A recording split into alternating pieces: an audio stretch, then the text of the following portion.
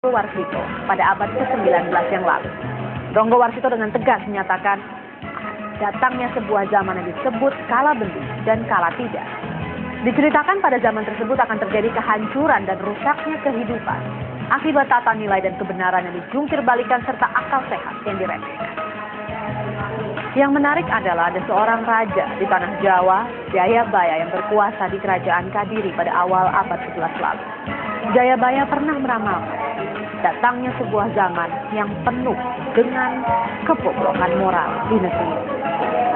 Namun saya tidak akan berbicara tentang ramalan. Saya sedang menyampaikan fakta tentang keadaan, bagai kekacauan yang terjadi akibat buruknya perilaku para elit di negeri ini. Mungkin memang benar, inilah zaman kala bendu. Inilah kutipan kalimat yang pernah disampaikan oleh Prabu Jayabaya dan termuat dalam kitab Musasar yang ditulis hampir 1000 tahun silam. Kini dengan mudah rakyat Indonesia melihat perahu terbang atau yang disebut oleh orang Jawa sebagai kapal terbang alias pesawat. Rangkaian rel kereta pun membentang di tanah Jawa dan bumi pun terasa semakin kecil karena mudah sekali melakukan perjalanan. Bukan hanya itu, pertanda berbagai macam keburukan pun dengan mudah terlihat di depan mata. Misalnya saja, penguasa yang curang, kesengsaraan bagi orang yang jujur, penipuan yang merajalela, pejabat yang hidup bermewah-mewah, orang jahat mudah naik pangkat, serta banyak pejabat yang memenuhi nafsu angkara murkanya. Entah, sebuah kebetulan atau penerawangan, namun kenyataannya, kini dengan mudah kita melihat apa yang pernah disampaikan oleh Jayabaya atau pujangga Ronggo Warsito yang disebut sebagai zaman kala bendu.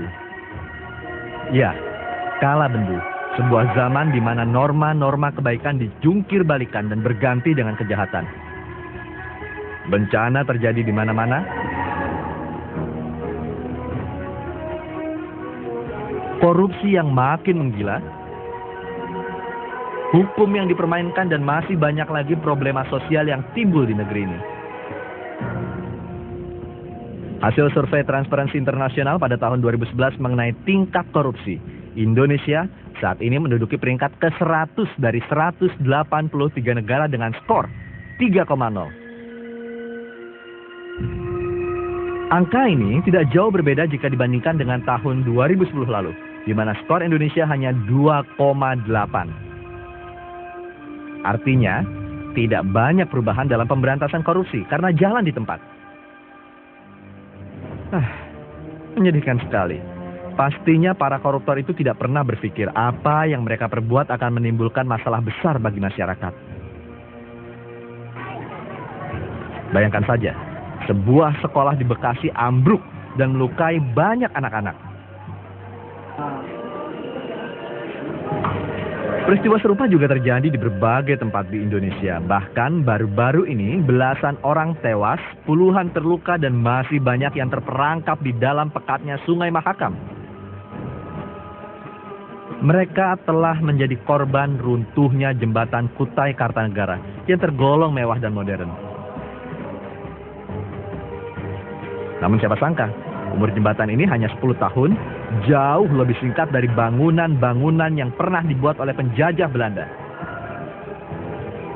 Yang mengejutkan adalah hasil temuan tim peneliti dari ITB bahwa runtuhnya jembatan Golden Gate ala Kalimantan Timur ini adalah rusaknya klem yang ternyata tidak sesuai dengan spesifikasi teknis atau standar yang disyaratkan. Entah apa yang terjadi. Mengapa sebuah jembatan yang merupakan kepentingan publik serta dibiayai dengan pajak dari uang rakyat ternyata menggunakan barang-barang yang berkualitas rendah dan tidak sesuai dengan standar? Siapa yang tega bermain-main dengan nyawa rakyatnya sendiri hingga pada akhirnya secara tidak langsung telah menjadi pembunuh karena telah menyebabkan hilangnya nyawa orang lain? Ada apa di balik pembangunan jembatan megah yang dibangun dengan biaya mencapai 150 miliar rupiah dan nilai asuransi yang mencapai 110 miliar rupiah ini? Dan kini dibutuhkan uang sebesar 300 miliar rupiah untuk membangun jembatan serupa. Inilah kala bendu. Kala kekacauan terjadi akibat perilaku buruk segelintir pemegang kekuasaan di negeri ini yang tidak amanah lagi. Di zaman kala bendu ini pula, menipu menjadi hal yang lumrah.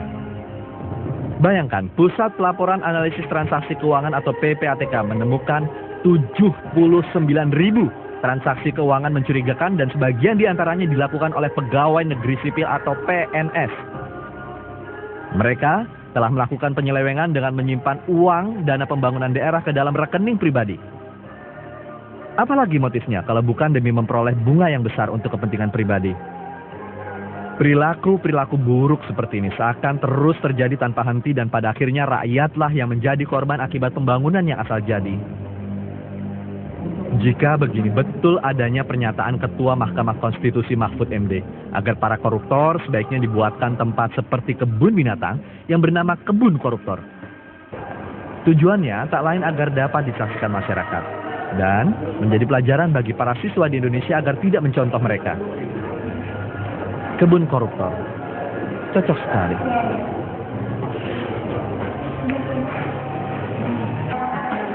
Seorang mantan presiden dijadikan tersangka korupsi dan semakin menderita akibat sakit yang diidapnya. Siapakah dia? Tetaplah di Metro Highlight.